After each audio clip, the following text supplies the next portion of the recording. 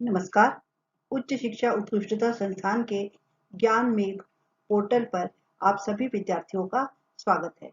मैं डॉक्टर अंजलि आचार्य आज आपको basic analytical chemistry BSc first year minor के पेपर इलेक्ट्रो एनालिटिकल मेथड्स के विषय में आज आपसे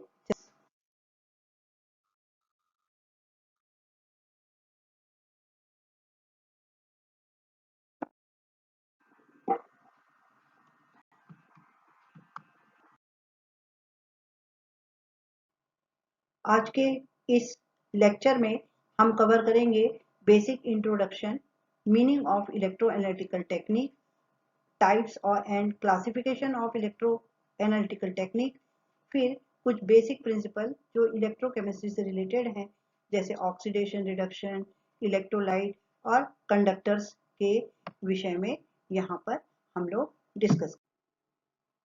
लर्निंग आउटकम, हम इस टॉपिक को पढ़ने के बाद बच्चों आप ये जान पाएंगे कि इलेक्ट्रो एनालिटिकल टेक्निक्स क्या है, specific advantages of this technique, other technique के ऊपर ये कैसे यूजफुल है, analyse different type of instrumental technique, आप अलग अलग तरह की इंस्ट्रूमेंटल टेक्निक के बारे में भी जान सकेंगे। फिर आप इस टेक्निक को अलग अलग एरियाज, एनवायरमेंटल केमिस्ट्री है, एनालिटिकल केमिस्ट्री, इंडस्ट्रियल केमिस्ट्री में अप्लाई कर सकेंगे और डिफरेंट टाइप्स के टाइट्रेशन सीख पाएंगे। आपके सिलेबस में कंडक्टोमेट्री, पोटेंशियोमेट्री और पीएच मीट्रिक टाइट्रेशन है, तो इसे आप अच्छे से पूरे मॉड्यूल्स को पढ़ने के बाद आप ये जान सकेंगे। यूनिट को स्टडी करने के लिए आपने इसके पहले पूर्व में आपने ये सीखा है या आप ये जानते हैं कि electrochemistry is a branch of physical chemistry concern with the relationship between electrical potential difference. ये आपने 12th क्लास में स्टडी किया है। फिर electron movement is an oxidation and reduction reaction at a polarized electron surface. Electrode के surface के ऊपर oxidation और रिडक्शन की वजह से इलेक्ट्रॉन मूव करते हैं। इसके अलावा आपको मालूम है कि डिफरेंट टाइप के electrochemical cell, voltaic cell, electrolytic cell या फ्यूल सेल, ये आपने 12th क्लास में स्टडी किया हुआ है। फिर किसी भी इलेक्ट्रोलिसिस की प्रोसेस के लिए फेराडे का नियम, फेराडेज लॉ ऑफ इलेक्ट्रोलिसिस से भी आप परिचित हैं। इलेक्ट्रोएनालिटिकल मेथड के इस यूनिट को हमने डिफरेंट मॉड्यूल्स में डिवाइड किया है। First module is related to basic introduction to electroanalytical method and its classification. ये हमारा पहला मॉड्यूल है जिसको आज हम डिस्कस कर रहे हैं। Module 2 is related to basic principle of conductometric titration. फिर हम कंडक्टोमेट्रिक टाइट्रेशन के डिटेल पढ़ेंगे। Then in module 3 basic principle of pH metric titration and in module 4 basic principle of potentiometric titration के बारे में आपको स्टडी करना है। तो आज के इस लेक्चर में हम जो स्टडी कर रहे हैं वो है basic introduction of analytical method. Basic introduction to analytical method and its classification. Electro analytical methods का एडवांटेज अदर एनालिटिकल मेथड्स के साथ यदि हम कंपेयर करें तो हम ये जानते हैं कि this allow for the determination of a different oxidation state of an element in a solution, not just the total concentration of the element। यहाँ पर total concentration की जगह पर हमें अलग अलग ऑक्सीडेशन स्टेट के ऊपर एनालिसिस करने का फायदा मिलता है। सेकेंड एडवांटेजेस है, these are capable, this technique is capable to producing exceptionally low deduction limit। अगर कम अमाउंट में भी हमारे पास सैंपल है तो हम इसकी एनालिसिस कर सकते हैं। This method is selective for particular redox state of a species। अगर किसी स्पेसिफिक स्पीशीज की बात है तो ये एक सिलेक्टिव मेथड है। फॉर एग्जांपल सीरियम 3 और सीरियम 4, इसकी एनालिसिस करने के लिए हमको इस टेक्निक से बहुत हेल्प होती है। लो कॉस्ट मेथड है, यहाँ पर काफी कम एक्सपेंस में एनालिसिस हो जाती है। और दूसरा बड़ा एडवांटेज है, these are fast method of analysis. ये सभी इलेक्ट्रोएनालिटिकल मेथड जो है काफी फास्ट एनालिटिकल टेक्निक्स हैं। इलेक्ट्रो एनालिटिकल टेक्निक का मतलब मीनिंग क्या है? तो हम ये जानते हैं कि electro analytical technique concern with the interplay between electrical energy and chemical energy. Chemical energy और इलेक्ट्रिकल एनर्जी के बीच का संबंध हम यहाँ पर देखेंगे। इट मेजर्स इलेक्ट्रिकल क्वांटिटी, ये मेजर करेगी इलेक्ट्रिकल क्वांटिटी जैसे करेंट, पोटेंशियल या चार्ज, और इसका relation to chemical parameter such as concentration, pressure, etc. This technique that study an analyte or half cell reaction by measuring potential or current in an electrochemical cell at constant analysis। अगर हम यहाँ पर इस technique की study कर रहे हैं तो यहाँ हम पोटेंशियल और करंट को मेजर करने वाले हैं। तो इलेक्ट्रो एनालिटिकल टेक्निक का अर्थ क्या हुआ कि ये रिलेशनशिप है electrical energy and chemical energy में। इलेक्ट्रो एनालिटिकल टेक्निक कितने प्रकार की होती है, इसका क्लासिफिकेशन यदि हम करें तो एडवांस टेक्निक के अंदर amperometric technique which measures potential at fix point. दूसरी है coulometry. Coulometry total change current का मेजर करती है किसी एक एक्टिव स्पीशीज का। इसी तरह से voltammetry, it measures current while changing potential. ये दो टाइप की है, लीनियर अस्विफ्ट वोल्टामीट्री LSV और सेकेंड है cyclic voltammetry. Electrochemical impedance EIS, it measures impedance at different frequency. ये टेक्निक सोफिस्टिकेटेड इंस्ट्रूमेंटेशन में। आपके सिलेबस के अंदर यहाँ पर जो टेक्निक हमको पढ़नी है वो है conductometry. It measures conductance of a solution. यहाँ हम सॉल्यूशन का कंडक्टेंस मेजर करेंगे। दूसरी सिलेबस की टेक्निक आपकी है पोटेंशियोमीट्री।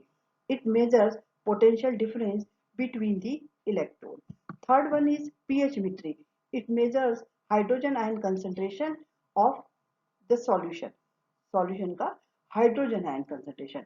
तो ये सभी प्रकार की इलेक्ट्रोएनालिटिकल मेथड्स में आपको कंडक्टोमीट्री, पोटेंशियोमीट्री और pH मीट्री को डिटेल में स्टडी करना है।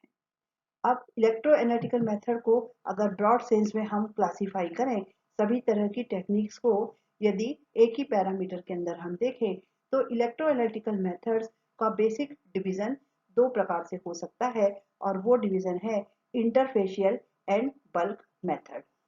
इंटरफेशियल मेथड स्टैटिक मेथड और डायनामिक मेथड में क्लासिफाई हो सकता है। इसके अंदर आता है पोटेंशियोमीट्री एंड पोटेंशियोमीट्रिक टाइट्रेशन। यदि डायनामिक मेथड की बात करें तो कंट्रोल पोटेंशियल मेथड और कंट्रोल करंट मेथड, ये इसके बेसिक दो डिवीजन है। कंट्रोल पोटेंशियल मेथड जो है वो कांस्टेंट इलेक्ट्रोड पोटेंशियल में इसको कूलोमीट्री कहते हैं और दूसरी मेथड कहलाती है वोल्टामीट्री। कंट्रोल पोटेंशियल की एक और मेथड है जिसे एम्पिरोमेट्रिक मेथड भी कहते हैं और एक लास्ट वन है इलेक्ट्रोग्रेविमेट्रिक मेथड। इस इलेक्ट्रोग्रेविमेट्रिक मेथड को भी आपको डिटेल में अपने इस माइनर के कोर्स में स्टडी करना है। बल्क मेथड दो टाइप की है, कंडक्टोमेट्री और कंडक्टोमेट्रिक टाइट्रेशन मेथड। अभी आपके सिलेबस में हमें कवर करेंगे potentiometer, potentiometric method, conductivity and conductometric method. तो ये इलेक्ट्रो एनालिटिकल मेथड के डिफरेंट टाइप्स है जो डिपेंड करते हैं कि हम पोटेंशियल को मेजर करने वाले हैं या करंट को। अब किसी भी मेथड को स्टडी करने के लिए आपको इनमें से कोई भी विधि अगर स्टडी करनी है तो बेसिक फंडामेंटल ऑफ इलेक्ट्रोकेमिस्ट्री के जो फंडामेंटल हैं, जिनमें से बहुत से फंडामेंटल आप अपनी 12th क्लास में पढ़ चुके हैं, उन्हें जानना जरूरी है। तो सबसे पहले हम कवर करते हैं fundamental of electrochemistry. Electrochemistry interchange बताता है इलेक्ट्रिकल एनर्जी और केमिकल एनर्जी में। इलेक्ट्रिकल एनर्जी को केमिकल में या केमिकल एनर्जी को इलेक्ट्रिकल एनर्जी में हमें कन्वर्ट करना हो तो ये दोनों ही इलेक्ट्रोकेमिस्ट्री के अंतर्गत स्टडी होता है। फर्स्ट एग्जांपल लेते हैं chemical energy to electrical energy. यदि केमिकल एनर्जी इलेक्ट्रिकल एनर्जी में कन्वर्ट हो रही है तो यहाँ पर रिएक्शन स्पॉन्टेनियसली बड़ी तेजी से कंप्लीट होती है और इसे हीट या लाइट के तौर पे हम ऑब्जर्व कर सकते हैं। ये त्वरित क्रिया है जो होने के बाद हीट या लाइट प्रोड्यूस करती है। इसका एग्जाम्पल के लिए हम एग्जाम्पल दे सकते हैं गैल्वेनिक सेल। गैल्वेनिक सेल जैसा कि आप डायग्राम में देख रहे हो कि यहाँ पर दो हाफ सेल है। एक हाफ सेल जिंक सल्फेट के सॉल्यूशन में जिंक को डिप किया है और दूसरा है कॉपर सल्फेट के सॉल्यूशन में कॉपर को डिप किया है। दोनों ही सॉल्यूशन या दोनों ही हाफ सेल के अंदर एक ईएमएफ डेवलप होता है और इस ईएमएफ को हमें एक सेल को कंप्लीट करने के लिए इसके बीच में हम सॉल्ट ब्रिज लगाते हैं और इसके अमीटर से आप डिफ्लेक्शन देख सकते हो। तो केमिकल एनर्जी की वजह से इलेक्ट्रिक करंट डेवलप हुआ है जिसको हमने गैल्वेनिक सेल के अंदर रखा हुआ है। तो गैल्वेनिक सेल एक उदाहरण हो गया जहां केमिकल एनर्जी इलेक्ट्रिकल एनर्जी में कन्वर्ट हो रही है। दूसरे टाइप की एनर्जी या इलेक्ट्रोकेमिस्ट्री है जहां इलेक्ट्रिकल एनर्जी केमिकल एनर्जी में कन्वर्ट होगी। इसका एग्जाम्पल है इलेक्ट्रोलाइटिक सेल। इलेक्ट्रोलाइटिक सेल यहाँ पर रिएक्शन नॉन स्पॉन्टेनियस होती है। इसका नेचर कैसा है? Non spontaneous. एक एग्जाम्पल से समझते हैं। NaCl अगर हम मोल्टेन कंडीशन में ले लें, NaCl में मोल्टेन कंडीशन में अगर ले लें और पोटेंशियल डिफरेंस को मेजर करें जो कि इलेक्ट्रॉन की फ्लो की वजह से हो रहा है, होगा ये कि NaCl डिसोसिएट होगा Na पॉजिटिव Cl निगेटिव में। जब ये Na पॉजिटिव Cl निगेटिव में डिसोसिएट हुआ तो दो इनर्ट इलेक्ट्रोड प्लेटिनम के इलेक्ट्रोड हमने यहाँ पर डिप कर दिए। अब अपोजिट डायरेक्शन में, यहाँ एनोड और कैथोड अपोजिट डायरेक्शन में सोडियम का आयन और क्लोराइड का आयन अपने इलेक्ट्रोड की ओर मूव करेगा। ये नॉन स्पॉन्टेनियस रिएक्शन है, लेकिन करंट को शो करने के लिए यहाँ हमें चेंज देखने के लिए एक बैटरी लगानी पड़ेगी, यानी इलेक्ट्रिकल एनर्जी को हम सप्लाई करेंगे। तो जैसे ही इलेक्ट्रिकल एनर्जी सप्लाई होगी इन आयनों का मूवमेंट स्टार्ट हो जाएगा और जिससे केमिकल एनर्जी जनरेट हो जाएगी। तो ये इलेक्ट्रोलाइटिक सेल एग्जाम्पल है electrical energy to chemical energy change का। अब यहाँ पर पूरी प्रोसेस में एक इंपॉर्टेंट फिनोमिना हम ऑब्जर्व करते हैं जो कहलाता है ऑक्सीडेशन एंड रिडक्शन। ऑक्सीडेशन क्या है? जैसा कि आप जानते हैं अगर ऑक्सीडेशन हो रहा है तो हम क्या ऑब्जर्व कर सकते हैं? या तो गेन ऑफ ऑक्सीजन हो या लॉस ऑफ हाइड्रोजन हो या इलेक्ट्रॉन का लॉस हो या ऑक्सीडेशन स्टेट इंक्रीज हो। ये चारों ही केस में ऑक्सीडेशन कहलाता है। रिडक्शन क्या है? रिडक्शन के केस में ऑक्सीजन का लॉस हो रहा है या हाइड्रोजन का गेन हो रहा है। अगर इलेक्ट्रॉन भी गेन हो रहा है या ऑक्सीडेशन स्टेट कम हो रही है, डिक्रीज हो रही है, तो इसे भी हम रिडक्शन कहेंगे। तो आपको हमने याद दिलाया ऑक्सीडेशन रिडक्शन। ऑक्सीडेशन अच्छे से ध्यान रखिए, ऑक्सीजन का gain, loss of hydrogen, loss of electron या increase in oxidation state. Reduction मतलब लॉस ऑफ ऑक्सीजन या गेन ऑफ हाइड्रोजन, इलेक्ट्रॉन का गेन या डिक्रीज इन ऑक्सीडेशन स्टेट। ये चारों ही रिडक्शन शो करते हैं। एक उदाहरण से समझते हैं हम। फॉर एग्जाम्पल हमने डिसोसिएट किया NaCl को। NaCl का जैसे ही डिसोसिएशन किया, कैथोड पर क्या हुआ? Na पॉजिटिव आयन अपने एक इलेक्ट्रॉन को गेन करेगा और Na0 में कन्वर्ट होगा। इसका मतलब है इसका ऑक्सीडेशन स्टेट +1 से 0 हो गया है। तो +1 से 0 होना क्या है? रिडक्शन। एनोड पर क्या हो रहा है? क्लोराइड आयन जो है वो हाफ Cl2 में कन्वर्ट हो रहा है, 1 इलेक्ट्रॉन लिबरेट कर रहा है। तो क्लोराइड की ऑक्सीडेशन स्टेट -1 से 0 हो रही है। तो यहाँ ऑक्सीडेशन स्टेट के अंदर इंक्रीज हो रहा है, इसलिए ये क्या कहलाया? ऑक्सीडेशन। तो पूरे इलेक्ट्रोकाइनेटिक फिनोमिना में या इलेक्ट्रोएनालिटिकल फिनोमिना में, इलेक्ट्रोकेमिस्ट्री में हमें इंपॉर्टेंट ऑक्सीडेशन और रिडक्शन कहाँ हो रहा है इसका ध्यान रखना। इसके अलावा एक और टर्म्स हम यूज करेंगे, कंडक्टर्स। कंडक्टर्स के बारे में आपने स्टडी किया है कि ये भी दो टाइप के होते हैं, मेटेलिक कंडक्टर। एक होता है मेटेलिक कंडक्टर और दूसरा इलेक्ट्रोलाइटिक कंडक्टर। इलेक्ट्रोलाइटिक कंडक्टर के ऊपर ही हमें कंडक्टोमेट्री पढ़नी है। तो मेटेलिक कंडक्टर में कैसा होगा? इलेक्ट्रॉन का फ्लो मेटेलिक वायर के अंदर होगा, लेकिन इलेक्ट्रोलाइटिक कंडक्टर्स के अंदर आयंस फ्लो होंगे। किसमें? सॉल्यूशन में। इलेक्ट्रोलाइटिक सॉल्यूशन में आयंस का फ्लो होता है। यहाँ पर ये पूरा प्रिंसिपल ओम्स लॉ पे गवर्न करता है। कहाँ पर? मेटेलिक कंडक्टर में। और इलेक्ट्रोलाइटिक कंडक्टर फैराडे लॉ से गवर्न होते हैं। अब मेटेलिक कंडक्टर में जो हिंड्रेंस है फ्लो का, इलेक्ट्रॉन के फ्लो में जो हिंड्रेंस होता है उसे हम रेजिस्टेंस कहते हैं। लेकिन जो हिंड्रेंस करंट के अंदर कंसंट्रेशन डिपेंडेंट होता है वो इलेक्ट्रोलाइटिक कंडक्टर होते हैं। यहाँ पर फ्लो ऑफ करंट जो कि आयंस के माध्यम से हो रहा है वो किस पर डिपेंडेंट है? कंसंट्रेशन पर डिपेंडेंट है। तो ये बेसिक डिफरेंस है मेटेलिक कंडक्टर एंड इलेक्ट्रोलाइटिक करते हैं। कंडक्टिविटी मेजरमेंट में एक हम टर्म यूज करते हैं, रेजिस्टेंस का रेसिप्रोकल कंडक्टेंस है। कंडक्टेंस क्या है? जिस फ्लो को रोकने वाला रेजिस्टेंस है उसका रेसिप्रोकल। इसके अलावा अगर स्पेसिफिक रेजिस्टेंस का रेसिप्रोकल बोले तो स्पेसिफिक रेजिस्टेंस के रेसिप्रोकल को स्पेसिफिक कंडक्टेंस कापा से शो करते हैं।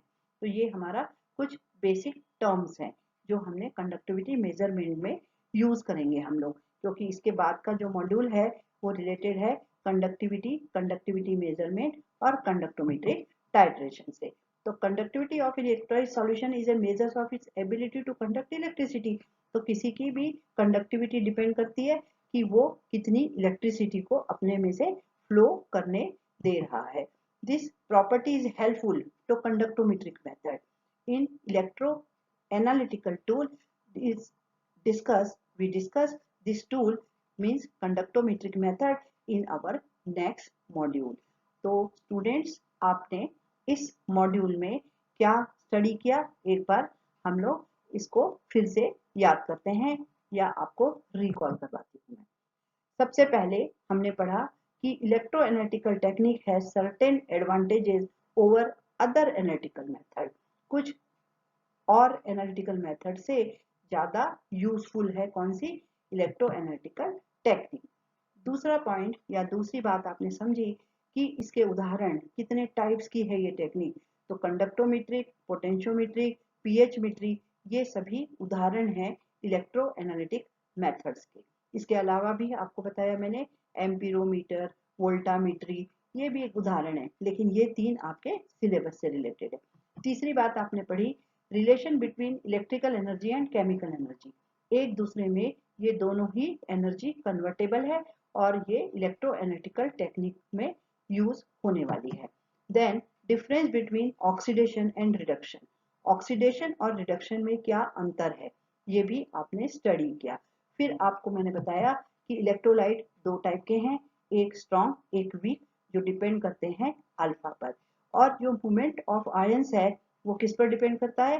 विस्कोसिटी, टेम्परेचर और इंटर आयोनिक कंसंट्रेशन पे, जो कि फ्लो ऑफ करंट को देखता है कि कितना फ्लो हो रहा है। विस्कोसिटी, टेम्परेचर और इंटर आयोनिक फोर्स जो है ये फैक्टर्स हैं। इसके अलावा कंडक्टोमेट्रिक मेथड एक बेसिक एनालिटिकल मेथड जो कि हम इलेक्ट्रोएनालिटिकल मेथड की टेक्निक पढ़ेंगे, उसकी एक इम्पोर्टेंट टूल है जिसके बारे में हम लोग नेक्स्ट मॉड्यूल में स्टडी करने वाले हैं। तो इस मॉड्यूल में आपको मैंने इतनी जानकारियां दी। अगर इससे रिलेटेड आपको और फर्दर रीडिंग करनी है तो ये कुछ बुक्स के नाम यहाँ हैं, आप जरूर पढ़िए। आपको बेसिक इलेक्ट्रोकेमिस्ट्री से रिलेटेड जानकारी यहाँ से मिल जाएगी। इसके अलावा ये कुछ रेफरेंसेस हैं जिनको भी आप स्टडी कर सकते हो, जिससे कि बेसिक फंडामेंटल आपके क्लियर होंगे। ये सजेस्टिव डिजिटल प्लेटफॉर्म है, स्वयं है ईपीजी पाठशाला, आप इसकी भी स्टडी करेंगे। अब जो आपको मैंने बताया उससे रिलेटेड छोटे से कुछ हम लोग क्वेश्चंस करते हैं, कोशिश करते हैं, आप लोग कोशिश करिए इसके जवाब देने की। सबसे पहले असेसमेंट में एक सिंपल क्वेश्चन मैं आपसे पूछती हूँ कि conductance is reciprocal of resistance. क्या ये ट्रू है कि फॉल्स? कंडक्टेंस रेसिप्रोकल है रेजिस्टेंस का, तो क्या आंसर आएगा? आंसर होगा सही है, ये ट्रू है ये स्टेटमेंट। दूसरा क्वेश्चन है dry cell is an example of chemical energy to electrical energy. Dry cell में हमारे पास केमिकल एनर्जी इलेक्ट्रिकल एनर्जी में कन्वर्ट होती है, ये ट्रू है या फॉल्स है? आप बताएं। आप सोचिए कि ड्राई सेल में कौन सी एनर्जी किस में कन्वर्ट होती है। तो क्या आया आंसर? यह भी सही है, ड्राई सेल में केमिकल एनर्जी स्टोर है जो इलेक्ट्रिकल एनर्जी में हमें मिलती है। थर्ड क्वेश्चन है, higher the inter ionic attraction of the ion present in the electrolyte dash the resistance. अगर इंटर आयोनिक अट्रैक्शन आयंस का ज्यादा होगा तो रेजिस्टेंस कैसा होगा? जैसे कि आपको फैक्टर्स में मैंने बताया कि इंटर आयोनिक अट्रैक्शन अगर अधिक है तो इलेक्ट्रोलाइट का रेजिस्टेंस भी हायर हो जाएगा। ठीक है, तो आप लोग इसको अच्छे से ध्यान रखिए। नेक्स्ट सिंपल क्वेश्चन है, गेन ऑफ हाइड्रोजन। अगर हाइड्रोजन का गेन हो रहा है तो ये किसका उदाहरण है? ऑक्सीडेशन का है, रिडक्शन का है, रेजिस्टेंस का है या हाइड्रेशन का है ना? Gain of hydrogen, it is example of reduction. Okay, ये रिडक्शन का उदाहरण है। इलेक्ट्रोलाइटिक सॉल्यूशन के बारे में मैंने आपको बताया था, उसी से रिलेटेड एक सिंपल क्वेश्चन पूछ रही हूँ कि शुगर सॉल्यूशन किसका एग्जांपल है? ये इलेक्ट्रोलाइट है कि नॉन इलेक्ट्रोलाइट है, स्ट्रॉन्ग इलेक्ट्रोलाइट है या वीक इलेक्ट्रोलाइट है? तो शुगर सॉल्यूशन एग्जांपल है काहे का? आपको आंसर आ गया होगा, ये नॉन इलेक्ट्रोलाइट है। जैसा बताया मैंने, हाइड्रोजन बॉन्ड की वजह से ये डिजोल्व हो रहा है, ना कि आयोनाइजेशन की वजह से। फिर एक लास्ट क्वेश्चन है, measurement of current while changing potential. अगर करंट को हम चेंजिंग पोटेंशियल के साथ स्टडी करें तो ये कौन सी टेक्निक कहलाएगी? कई तरह की टेक्निक है इलेक्ट्रो एनालिटिकल, उसमें से ये टेक्निक काहे की है? वोल्टामीट्री की है। तो बच्चों, आज हमने बेसिक्स पढ़े इलेक्ट्रो एनालिटिकल मेथड्स के, और इसमें से जो फर्स्ट हमारी इंपॉर्टेंट मेथड है इसको हम नेक्स्ट मॉड्यूल में कवर करेंगे। आपने ध्यान से ये लेक्चर सुना, इसलिए आपका बहुत बहुत धन्यवाद। Thank you.